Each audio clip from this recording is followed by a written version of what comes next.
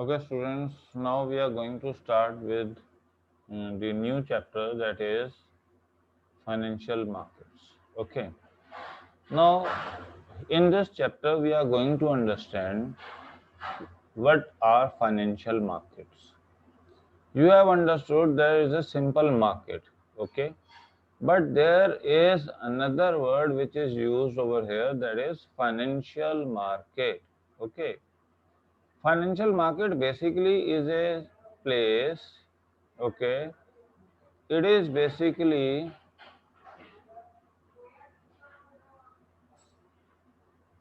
a place where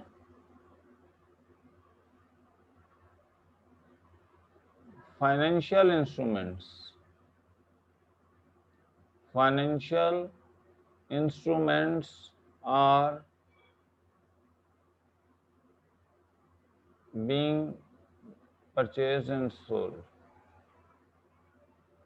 purchased and sold. Okay, तो ये एक स्पेस है। तो फाइनेंशियल इंस्ट्रूमेंट्स, फाइनेंशियल मार्केट इस पर्टिकुलर पर्पस के लिए है। अब यहाँ आपके पास फाइनेंशियल मार्केट्स में और बड़ा रोल क्या प्ले कर रहे हैं, these acts as intermediary, these are acting as intermediary.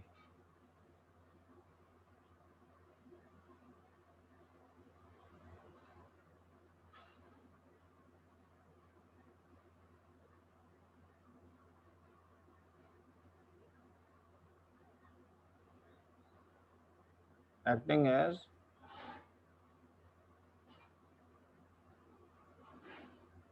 Intermediary.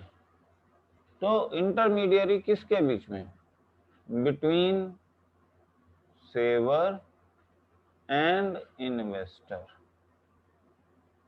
Okay, तो ये आपके पास इंपॉर्टेंट एस्पेक्ट है कि फाइनेंशियल मार्केट्स बहुत बड़ा रोल प्ले कर रहे हैं। They are acting as intermediary between saver as well as the investor. That is the another important aspect. Okay, तो अब हम इसे फर्दर अंडरस्टैंड करते हैं कि ये कैसे इंटरमीडिएरी एक्ट कर रहे हैं। देखिए, यहाँ हमारे पास 4 बेसिक एलिमेंट्स हैं जो फाइनेंशियल मार्केट में डील कर रहे हैं। फाइनेंशियल मार्केट बेसिकली इनको पैसा दिलवाने में काम कर रही है। बिजनेस फर्म, इसको हम क्या कहते हैं, investor. Okay, investor who is in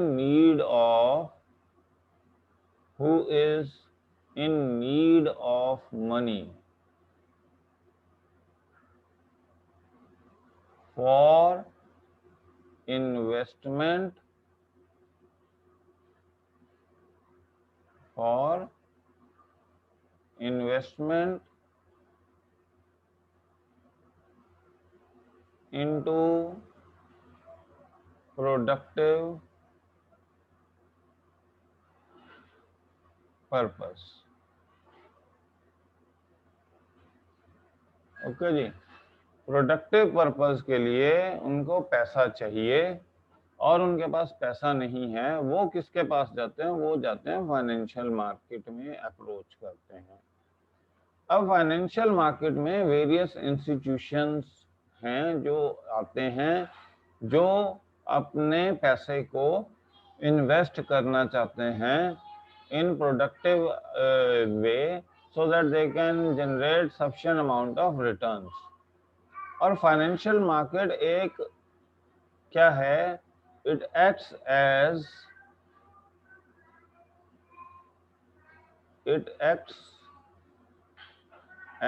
a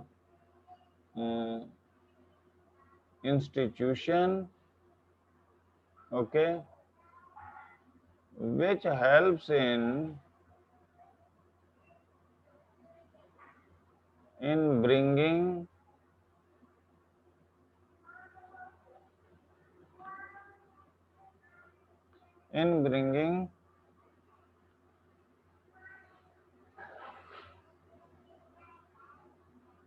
saver and investor,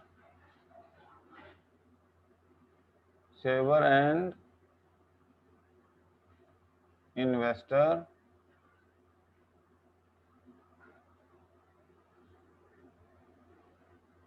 at one place.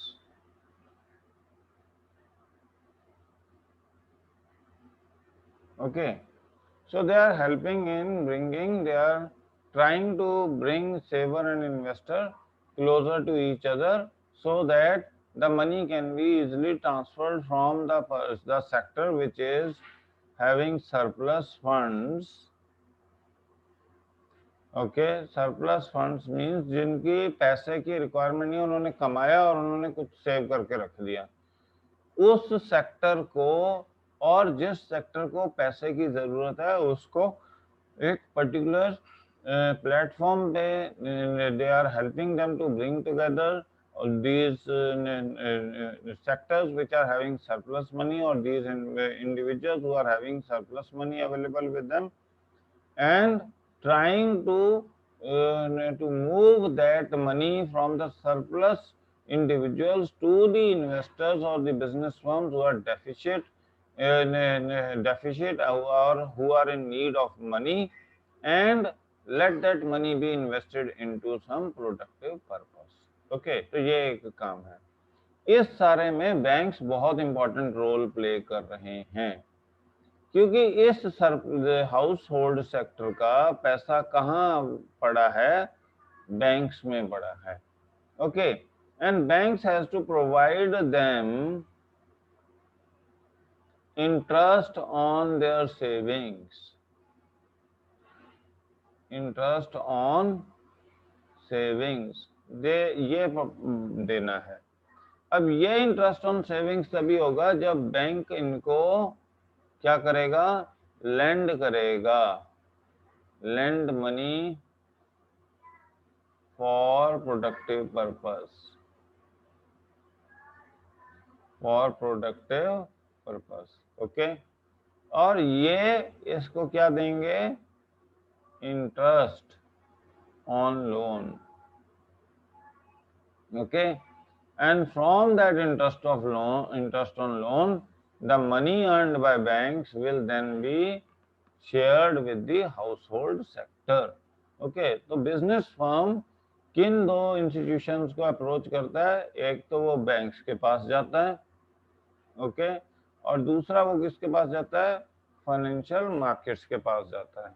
Financial markets में डिफरेंट टाइप्स के इंस्ट्रूमेंट्स को वो फ्लोट कर सकता है, शेयर्स को, डेब्ट्स को, और सारी चीज़ों को वो फ्लोट कर सकता है। सेम वे बैंक्स में क्या है कि बैंक्स में सेविंग्स पड़ी हैं, these business firms, these investors convinces these banks that you invest the savings which are available with you in our projects, we will earn sufficient amount of returns on those projects and provide you benefits in the form of interest on loan, bonus and other things.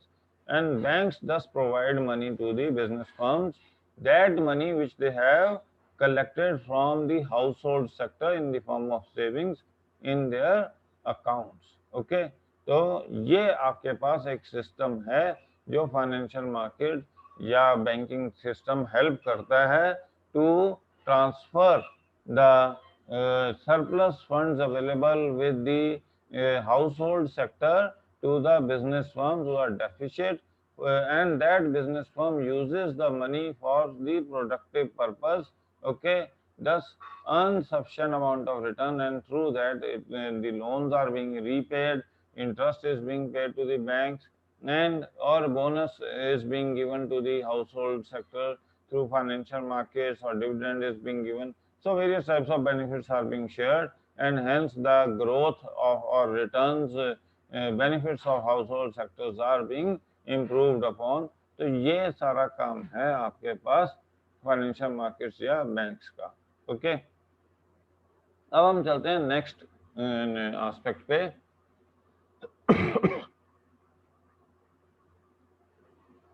The next aspect is what are the functions of financial markets. Okay, ये बहुत important चीज है कि function क्या है।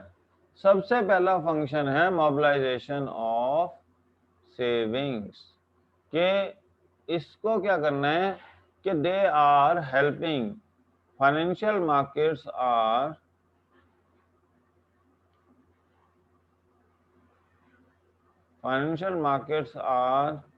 providing opportunities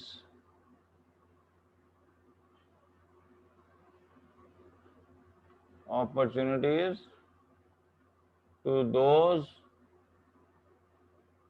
who have surplus funds, okay, to invest in productive activities.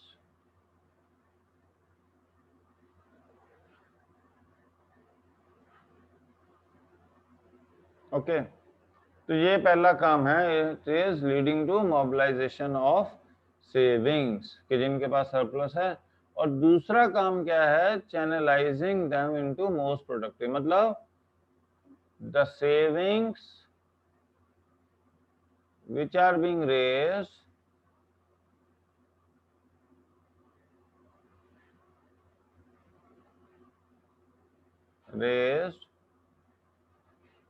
should be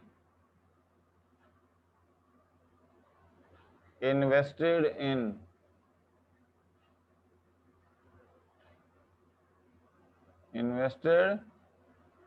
in the purpose for which it was raised. Okay तो जिस particular purpose के लिए इसे रेज किया गया, उसी पर्पस में पैसा लगना चाहिए। ये भी काम देखना किसका है, फाइनेंशियल मार्केट का। ऐसा ना हो कि पैसा आपने किसी और पर्पस के लिए, कॉर्पोरेट सोशल रिस्पॉन्सिबिलिटी का पैसा है वो, या आपने बैंक से पैसा लिया है और वो पैसा आपने मॉडर्नाइजेशन के लिए रेज किया था, मगर आपने अपने उधार चुकाने में यूज कर दिया। तो ये क्या है, रॉन्ग एक्टिविटी है। इससे क्या है कि फंड्स को आप साइफन ऑफ कर रहे हो, आप उनको कहीं और ट्रांसफर कर रहे हो, and that is a wrong thing and that has to be controlled by the financial market. Okay, अब इसके बाद दूसरा इंपॉर्टेंट एस्पेक्ट है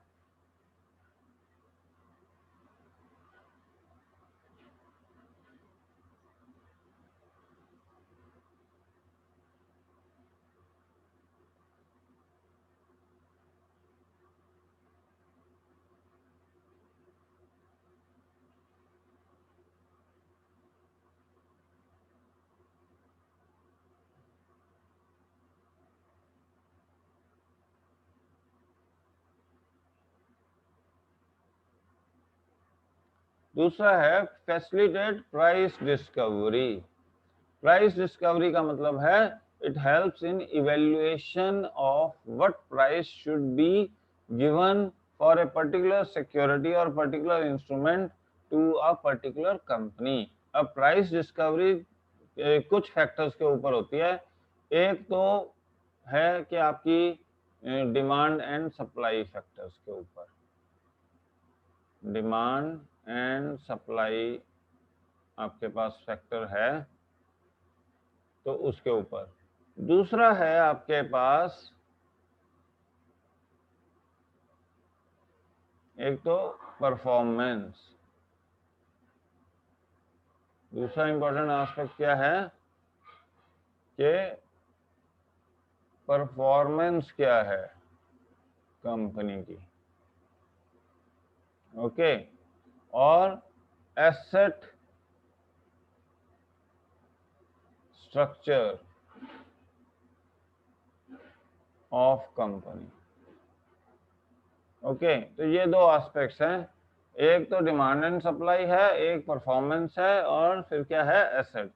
अब अगर डिमांड आपकी ज्यादा है तो सप्लाई कम है, प्राइस क्या हो जाएगी, आपके पास ज्यादा मिलेगी। ठीक है, अब डिमांड क्यों ज्यादा है, क्योंकि उसकी परफॉर्मेंस अच्छी है। ओके, या उसके एसेट्स बहुत अच्छे हैं जिसके कारण उसकी प्राइस। अब पेंडेमिक में हमने कई एग्जांपल्स देखे हैं कि कई कंपनीज काम ही नहीं कर रही, जैसे पीवीआर थिएटर्स अभी तक नहीं खुले थे। 15 अक्टूबर को उन्होंने, गवर्नमेंट ने कहा है कि खोल दिए जाएंगे, बट उसके बाद भी कितनी उनकी प्रोडक्टिविटी आती है वो एक क्वेश्चन मार्क है। ऐसे ही इंडिया मार्ट एक कंपनी है, उसकी कोई ज्यादा परफॉर्मेंस नहीं है, बट फिर भी उसके शेयर होल्डिंग बढ़ते जा रहे हैं, शेयर्स की प्राइसेस बढ़ती जा रही है। Even there are many other companies who are not actually doing well, but still there is a future being expected for these companies. तो ऐसा क्यों है, वो देख रहे हैं कि इनकी पास परफॉर्मेंस कैसी है, सेकेंडली इनके पास एसेट स्ट्रक्चर कैसा है, कितनी लिक्विडिटी है, कितनी डेब्ट लायबिलिटीज हैं, और कितने क्या कहते हैं इनके पास ऐसे ट्रबल्ड एसेट्स हैं जिसके कारण कंपनी लॉसेस में जाने के चांसेस हो सकते हैं। अगर ऐसा नहीं है तो कंपनीज जो हैं, जो इन्वेस्टर है, वो इंटरेस्टेड है इन कंपनीज में इन्वेस्ट करने के लिए, क्योंकि इनकी जो परफॉर्मेंस पास्ट अच्छी रही है and they are expecting it to be better in future also, and उनका एसेट स्ट्रक्चर बहुत अच्छा है जो इस कंपनी को सेफ हेवन बनाता है for investment purpose. That's why demand is more and supply, since the total number of shares available from these companies are less in the market, hence the total price of the share increases.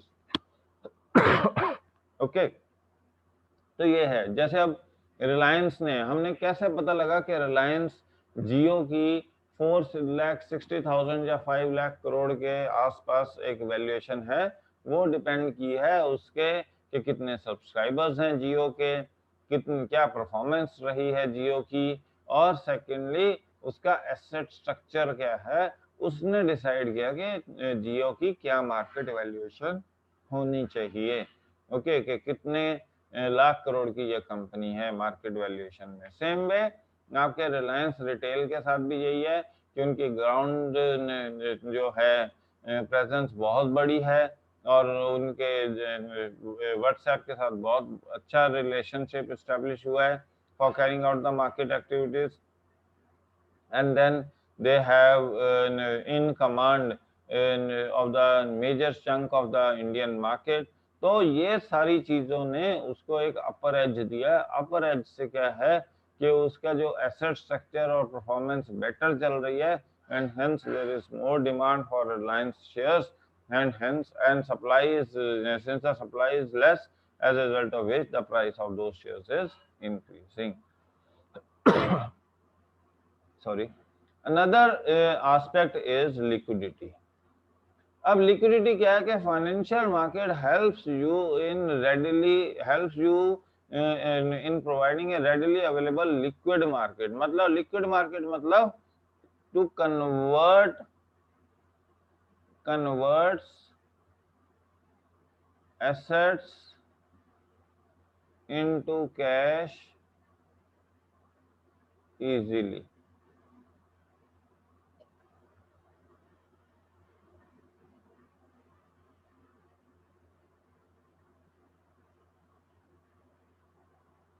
Okay, it helps in converting assets into cash. Assets मतलब आपकी जो investment है,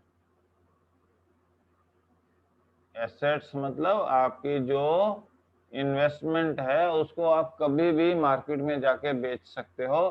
तो इसका मतलब ये है कि जो आपने शेयर्स खरीदे हुए हैं वो इक्विवेलेंट टू कैश ही हैं।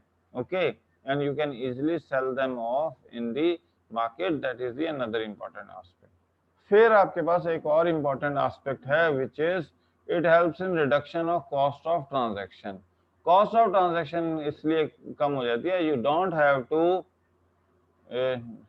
No one has to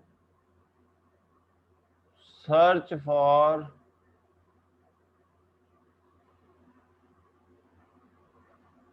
buyers and sellers, because both are readily available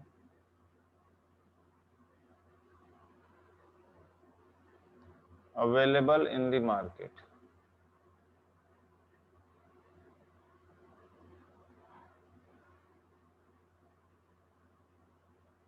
okay तो यहाँ जैसे प्रॉपर्टी डीलिंग में या कोई और आपने गाड़ी बेचनी है कुछ है तो आपको ढूंढने पड़ते हैं कि किसको चाहिए एसेट, मतलब बिल्डिंग चाहिए या प्लॉट चाहिए या फ्लैट चाहिए। बट मतलब वहां पे कोई ऐसी आपकी डिजिटल मार्केट अवेलेबल नहीं है जहाँ पे बायर और सेलर आके आपस में इंटरेक्ट कर सकें, कोट कर सकें कि मेरे को ये प्रॉपर्टी चाहिए, ये एसेट चाहिए। ओके तो वो आके अपना कोई भी मतलब they can't interact with each other. There is no such digital platform available, or there is no such common market available, okay, where they can come and interact with each other. But in case of your financial markets, here there is a market available which is known as financial market. कौन कौन सी market है India में? Bombay stock exchange, BSE, फिर है NSE, ऐसे करके 22 से 24 financial markets हैं जहां बायर एंड सेलर एक दूसरे के साथ इंटरेक्ट करते हैं and they are ready to accept the value at which buyer is ready to buy and seller is ready to sell. तो जब वो दोनों एक दूसरे के साथ उनकी रजामंदी हो जाती है then they sell off their assets. So they don't have to run from pillar to post to search for the investors, buyers or sellers, and hence it leads to reduction in the total cost of your sale purchase of transaction on the financial markets. तो ये आपके पास एक important aspect है. Okay, so this is all in this functions of. Then now we move on to the next topic. अगले lecture में करते हैं next topic. Till then, thanks.